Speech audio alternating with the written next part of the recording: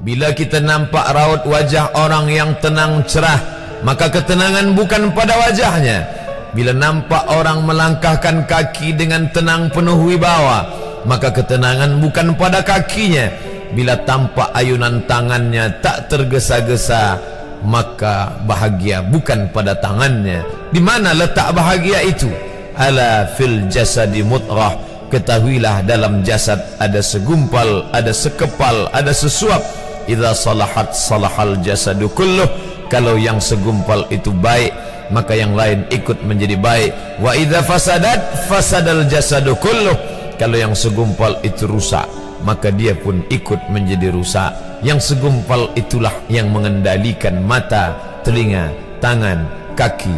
Yang segumpal itulah tempat rindu, benci, marah, ridha, ikhlas, fasik, hasad, kufur.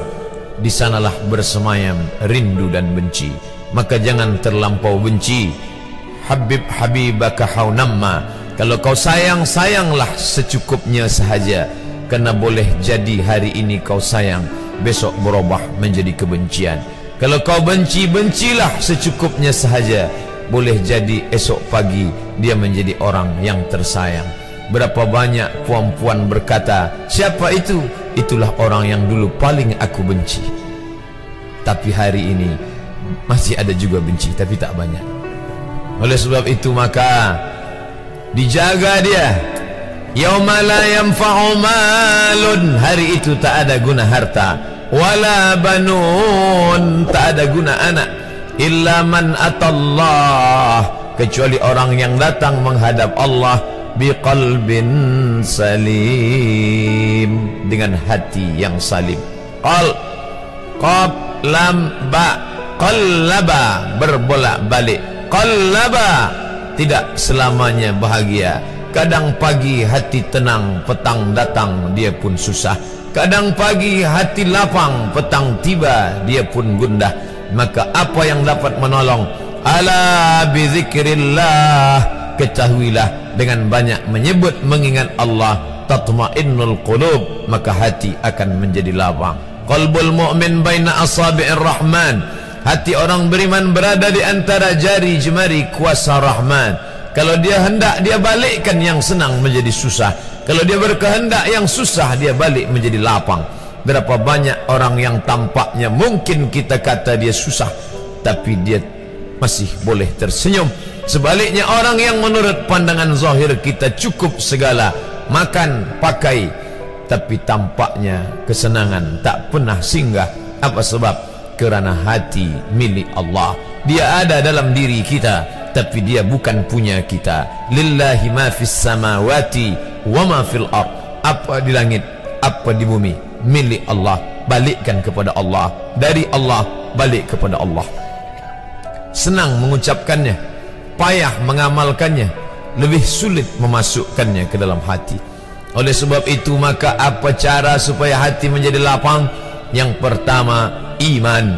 Mesti ada iman. Percaya bahawa dia ada walaupun tak tampak oleh mata. Dulu ada seorang filosof, dia berkata bahawa aku percaya dia ada bila boleh tampak oleh mata, disentuh tangan, didengar telinga. Tapi bila tidak dapat ditengok mata, dipandang mata, didengar telinga, disentuh tangan, maka dia tidak ada. Inilah orang-orang yang berfaham wujudiyah. Wujud ada, mikrofon ada, mimbar ada, orang ada, kerana aku boleh menatap dengan mata, mendengar suara dengan telinga, bersapa tangan dengan alat yang diciptakan Allah Subhanahu wa ta'ala. Tapi kita mengenal dia bukan kerana rupa. Bahkan bila kita pejam mata nampak berbagai macam rupa, itukah dia? Bukan.